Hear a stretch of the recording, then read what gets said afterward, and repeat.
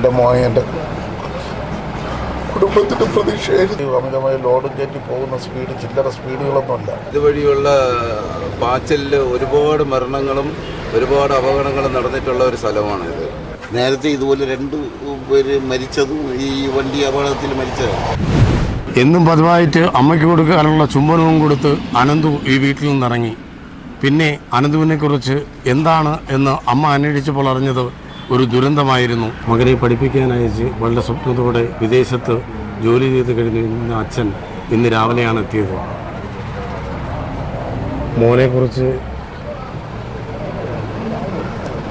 എൻ്റെ മോൻ എൻ്റെ കുടുംബത്തിൻ്റെ പ്രതീക്ഷയായിരുന്നു.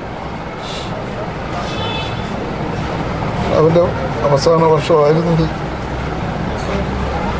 അവൻ കൊച്ചിലെ അവൻ്റെ അമ്മയ്ക്ക് സുഖമില്ലാതായ കാലം തൊട്ട് അവൻ ഡോക്ടറാവണമെന്നുള്ളൊരു ആഗ്രഹം ഉണ്ടായിരുന്നു. അങ്ങനെയാണ് അവൻ ഇത് പഠിപ്പിക്കാൻ വിട്ടത്. ഇത് കിട്ടിയതും അവൻ പഠിച്ചതും അവന് വേണ്ടിയിട്ടാണ് ഞങ്ങൾ ജീവിച്ചത്. ഇന്നലെ ഇവിടെ നിന്നിറങ്ങി ഒരു 5 നിമിഷം കഴിഞ്ഞോളൂ. അതിനിടയ്ക്കാണ് ഇത് സംഭവിക്കുന്നത്. ഇതുപോലെ ഇവിടെ ഇന്നിപ്പോൾ എൻ്റെ മോനെ പറ്റിയതുപോലെ തന്നെ ഇവിടെ ഒരുപാട് 4-5 അപകടങ്ങളായി. എന്നിട്ട് ഇതിനൊന്നും ഒരു നിയന്ത്രണമില്ല. ഇവർ ഈ ലാറിയിൽ അമിതമായി ലോഡും കയറ്റി പോകുന്ന സ്പീഡ് ചില്ലറ സ്പീഡുകളൊന്നുമല്ല. ഈ വീട്ടിനകത്ത് കിടക്കുമ്പോൾ രാത്രിയൊക്കെ ആയിരുന്നാലും നമുക്ക് ഭയങ്കരമായ സൗണ്ടാണ് ഉണ്ടാവുന്നത്. ഇവർ ഈ ലോഡ് കൊണ്ടുപോകുന്ന സൗണ്ട് ചെറിയ സ്പീഡിലൊന്നും അല്ല പോകുന്നത്, വലിയ സ്പീഡാണ് അതിന്. അപ്പോൾ ഇന്ന് എൻ്റെ മകന് ഇത് സംഭവിച്ചെങ്കിൽ നാളെ ഇനി മേലിൽ വേറൊരു കുടുംബത്തിന് ഇതുപോലെ ഒരു അത്യാഹിതം ഉണ്ടാവരുത് എന്നുള്ള ഒരു അഭിപ്രായം മാത്രമേ എനിക്ക് പറയാവുള്ളൂ. കാരണം ഇത് ഇങ്ങനെ ആയിക്കഴിഞ്ഞാൽ ഇങ്ങനെ നീണ്ടു ഒരുപാട് അപകടങ്ങൾ സംഭവിച്ചുകൊണ്ടിരിക്കുകയല്ലേ ചെയ്യുന്നത്. ഇനി വേറെ ആർക്കും ഒരു കുടുംബത്തിന് ഇതുപോലൊരു നഷ്ടം ഉണ്ടാവരുത്. എൻ്റെ കുടുംബത്തിൻ്റെ മെയിൻ ഒരു നെടുന്തൂണായിരുന്നു.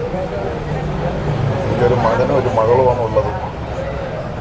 മകള് പാലക്കാട് ഫോറൻസിക് സയൻസ് പഠിച്ചുകൊണ്ടിരിക്കുകയാണ്, MSc. അവർക്ക് തീരാതായി വരുന്നു. അവന് ഈ വർഷം എൻ്റെ മോന് തീരും. ഇപ്പോൾ ക്ലിനിക്കിൽ വർക്ക് ചെയ്തുകൊണ്ടിരിക്കുകയായിരുന്നു. അങ്ങനെ പോയതാണ്. ഇന്നലെ രാവിലെ ഇവിടുന്ന് കാപ്പിയും കുടിച്ചിട്ട് പോയി ഒരു 5 മിനിറ്റ് സമയം ആയില്ല. ഇതിനിടയ്ക്കാണ് സംഭവിച്ചത്. ഇവൻ അങ്ങോട്ട് പോവുകയാണ് ഉച്ചക്കട റോട്ടിലോട്ട്. ലാറി എതിരെ വരികയായിരുന്നു. അതിൽ നിന്നാണ് വന്ന് വീഴുന്നത്. സ്കൂട്ടറിൻ്റെ പുറത്ത് അടിച്ച് വീഴുന്നു. നെഞ്ചിലടിച്ചാണ്. നെഞ്ചുകൂട് ഒക്കെ തകർന്ന് ബാലൻസ് തെറ്റിപ്പോയി മതിലിലൊക്കെ ഇടിച്ച് അവിടെ വീഴുന്നു പോയത്. പിന്നെ അവനെ എഴുതിക്കാൻ പറ്റിയില്ല. അതുകൊണ്ട് അവൻ പേടിച്ചു പോയി. പിന്നെ ആംബുലൻസ് വന്ന് കൊണ്ടുപോകുന്ന വഴിക്ക് തന്നെ അവൻ 2-3 തവണ അറ്റാക്ക് വന്നെന്നാണ് പറയുന്നത്. ഞാനിവിടെ നാട്ടിലായിരുന്നു. ഞാനിന്ന് രാവിലെയാണ് ഇവിടെ എത്തിയത്. ഇന്നലെ രാവിലെ കോളേജിൽ പോകാൻ വേണ്ടി വീട്ടിൽ നിന്ന് ഇറങ്ങിയതാണ്. ഇറങ്ങി മുക്കോല ജംഗ്ഷനിൽ നിന്ന് ഇവിടുന്ന് വീട്ടിൽ നിന്ന് ഒരു 500 മീറ്റർ ദൂരം എത്തിയതേ ഉള്ളൂ. അപ്പോഴത്തേക്ക് അദാനി ഗ്രൂപ്പിൻ്റെ വർക്കിന് വേണ്ടിയുള്ള ട്രിപ്പറിൽ കരിങ്കല്ല് കയറ്റി വരികയായിരുന്നു. ആ കരിങ്കല്ലിൽ നിന്ന് ഒരു കഷ്ണം മറിഞ്ഞ മോൻ്റെ പുറത്തൂടെ വീണ് മൊത്തം തകർന്ന് ഹൃദയവും വാരിയെല്ലും ലിവറും വരെ തകർന്നു പോയി. അങ്ങനത്തെ ഒരു ആക്സിഡൻ്റാണ് നടന്നത്. അപ്പോൾ അവിടുന്ന് നേരെ ലോറി അവർ എടുത്ത് മാറ്റിയിട്ടെങ്കിലും അവർ ലോറി നിർത്താതെ പോയി നാട്ടുകാർ ചെറുത്തവിടെ നിർത്തി. പിന്നെ പോലീസ് വന്നിട്ട് പോലീസിൻ്റെ ഭാഗത്ത് നിന്ന് ലോറി അവിടെ നിന്ന് നീക്കാനായിട്ടുള്ളൊരു സംരംഭം നടന്നു എന്ന് നാട്ടുകാർ പറയണുണ്ട്. അത് ആ നാട്ടുകാർ അവിടെ അതിനും ചെറുത്തെന്ന് പറയണമുണ്ട്. അത് ഞാൻ കണ്ട കാര്യമല്ല. പിന്നെ അവിടെ നിന്ന് നേരെ നിംസിലേക്കാണ് കൊണ്ടുപോയത്. അവൻ പഠിക്കുന്ന കോളേജ് അതാണ്. നിംസിൽ കൊണ്ടുപോയി നോക്കുമ്പോൾ ഞാൻ എത്തുമ്പം ICUവിലാണ്. ഞാൻ കൊച്ചിത്തനാണ്. ചേട്ടൻ വെളുപ്പിനെ വന്നതേ ഉള്ളൂ. അപ്പം ഞാൻ ചെല്ലുമ്പോൾ ICUവിലാണ്. ICUവിൽ ഞാൻ പറഞ്ഞു എനിക്കൊന്ന് കണ്ടാലേ പറ്റുള്ളൂ എന്ന് ഞാൻ അതിനെ കയറ്റി കാണിച്ചിരുന്നു. അപ്പോഴേ വളരെ മോശമായ നിലയിലായിരുന്നു. അപ്പോൾ മാക്സിമം അവർ നോക്കി രക്ഷപ്പെടുത്താൻ നോക്കി, നടന്നില്ല. ഉച്ചയ്ക്ക് 1 മണിയായപ്പോൾ മരണപ്പെട്ടു. സത്യാവസ്ഥ. പക്ഷേ അത് ഈ ലോറി, ഈ ട്രിപ്പർ ലോറി ഇതുവഴിയുള്ള പാച്ചിലിൽ ഒരുപാട് മരണങ്ങളും ഒരുപാട് അപകടങ്ങളും നടന്നിട്ടുള്ള ഒരു സ്ഥലമാണിത്. ഈ കഴിഞ്ഞ എത്ര മാസങ്ങൾക്ക് മുന്നേ ഒരു അധ്യാപകയുടെ കാല് മുറിച്ച് മാറ്റേണ്ട ഒരു സ്ഥിതിവിശേഷം ഉണ്ടായി. അപ്പോഴും പിന്നെ സ്ഥലവാസികളും പിന്നെ മറ്റുള്ളവരും ചേർന്ന് ഒരു പ്രതിഷേധ യോഗങ്ങളും വണ്ടി തടയലൊക്കെ ചെയ്യും. ചെയ്യണ സമയത്ത് 2 ദിവസത്തേക്ക് പിന്നെ ഇവരെ വണ്ടി ഓട്ടമൊന്നും കാണില്ല, 3 വീണ്ടും ഇതാണ് സ്ഥിതി. അപ്പോൾ ഇതിങ്ങനെ നിരന്തരം ഉണ്ടായിക്കൊണ്ടിരിക്കുകയാണ്. അതുകൊണ്ട് ഇന്ന് ഒരു പ്രതിഷേധ യോഗം ഇവിടെ നടക്കാൻ പോകുന്നുണ്ട്. നാളെ മന്ത്രി ശിവൻകുട്ടിയായിട്ട് ബന്ധപ്പെട്ടുകൊണ്ട് ഒരു ചർച്ചയുണ്ട്. ഇന്ന് എല്ലാ മന്ത്രിമാരും ഇവിടെ വന്നിട്ട് പോയിട്ടുണ്ട്, കളക്ടർ വരെ വന്നിട്ട് പോയിട്ടുണ്ട്. അപ്പോൾ ഇന്ന് വൈകുന്നേരത്തെ പ്രതിഷേധം കഴിഞ്ഞ് നാളെ മന്ത്രിമാരായിട്ടുള്ള ഒരു ചർച്ചയ്ക്ക് അവരെയും വിളിച്ചിട്ടുണ്ട്. ഡ്രൈവേഴ്സിൻ്റെ, ലോറി ഓണേഴ്സിൻ്റെ ആൾക്കാരെയും വിളിച്ച് അതിൻ്റെ ചർച്ച എന്താണെന്ന് അറിഞ്ഞിട്ട്. ഇതിനു മുമ്പ് ഇത്തരത്തിലുള്ള പ്രതിഷേധങ്ങളും എല്ലാം നടന്നപ്പോഴും ഈ തുടരെയുള്ള ഇത്തരത്തിലുള്ള ആക്സിഡന്റുകൾ 26 ദിവസം BDS 6 മാസം കൂടെ പൂർത്തീകരിക്കാനുള്ള ഒരു വിദ്യാർത്ഥിയാണ്.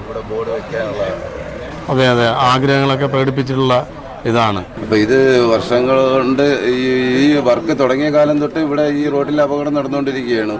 ഈ നടയിൽ നിന്ന് എൻ്റെ ചേട്ടൻ്റെ കിണർ വരെ ഇടിഞ്ഞ് താന്നു പോയിട്ടുണ്ട്. ഇവരുടെ ഈ പാച്ചിൽ അമിതമായ ലോഡും കയറ്റി ഭയങ്കര സ്പീഡായിട്ടാണ് പോകുന്നത്. അങ്ങനെ കിണർ വരെ ഇടിഞ്ഞ് താന്ന് അത് 10,70,000 രൂപ അതിന് ചിലവാക്കി അത് റെഡിയാക്കി ഇട്ടിരിക്കുകയാണ്. അപ്പം ഇങ്ങനെയുള്ള പല സംഭവങ്ങളും നടന്നുകൊണ്ടിരിക്കും, വീട് കുലുങ്ങും എന്നാണ്. അപ്പോൾ അവർക്ക് അവരുടെ വർക്ക് നടക്കണം, മറ്റൊരാളുടെ ജീവൻ പോയാലും പ്രശ്നമല്ല എന്നുള്ള രീതിയിലാണ് ലോറിക്കാരുടെ പാച്ചിൽ, അവർ മരണപ്പാച്ചിലാണ് നടത്തുന്നത്. അതൊന്ന് അവസാനിപ്പിക്കുക, അധികൃത ഭാഗത്തു നിന്നുള്ള ഒരു ഇത് ഉണ്ടായിരിക്കണം. അവനെ പഠിപ്പിക്കുന്നത് ഈ വീട് ബാങ്കിൽ പണം വെച്ചിട്ടാണ് പഠിപ്പിക്കുന്നത്. അവൻ്റെ അച്ഛമ്മയുണ്ട്, അച്ചാച്ചയുണ്ട്, അവൻ്റെ അച്ഛയുണ്ട്, അമ്മയുണ്ട്. അമ്മ ജോലി സുഖമില്ലാത്ത ആളാണ്, അച്ഛനെ കൊണ്ട് ജോലി ചെയ്യാൻ പറ്റില്ല, അവിടെ ഇരിക്കുകയാണ്. പുള്ളി കിഴത്തിലായിരുന്നു, ഇന്നലെ വന്നാവുന്നു. അപ്പോൾ അതൊക്കെ ഇനി ഒരു സഹോദരിയുണ്ട്, ആ സഹോദരിയെ പഠിപ്പിക്കണം, കല്യാണം കഴിച്ചു വിടേണ്ടതെല്ലാം ഇവൻ്റെ ജവാബുദാരിയിലുള്ളതാണ്. അപ്പോൾ അതാണ് എന്തെങ്കിലും അവർ ഇതെന്തെങ്കിലും ചെയ്തില്ലെങ്കിൽ നമുക്കൊന്നും ചെയ്യാൻ പറ്റും. അപ്പോൾ അവർ മുന്നിട്ട് നിൽക്കണമെന്നുള്ളതാണ് എനിക്ക് പറയാനുള്ളത്. ഇത്തരത്തിലുള്ള അപകടങ്ങൾ ഈ മേഖലയിൽ സ്ഥിരമായിട്ടുള്ളതാണ്, പ്രതിഷേധങ്ങൾ നേരത്തെ നടന്നതാണ്. നേരത്തെ ഇതുപോലെ 2 പേര് മരിച്ചതും ഈ വണ്ടി അപകടത്തിൽ മരിച്ചതാണ്. അതിലൊന്നും അവർ ചെയ്തിട്ടില്ല. അവർ കൊടുക്കാമെന്ന് പറഞ്ഞ പൈസയും കൊടുത്തതുമില്ല. ജീവന്റെ വില കൽപ്പിക്കാതെയുള്ള പാച്ചിൽ ഓട്ടമാണ് ടിപ്പറുകാർ നടത്തുന്നത്.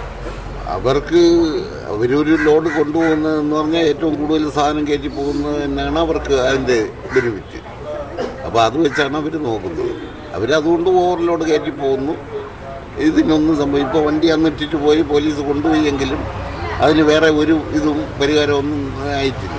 സാധാരണ നടക്കുന്ന ഒരു അപകടം പോലെ തന്നെ ഇതും കണ്ടില്ലേ.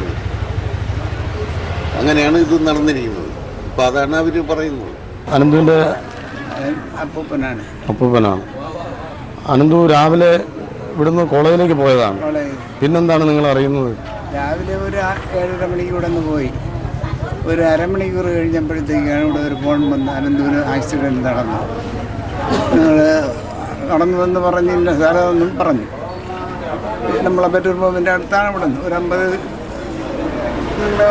ഒരു കുറച്ച് ദൂരെയാണ്, അരപ്പള്ളാങ് വരും, 1 കിലോമീറ്റർ.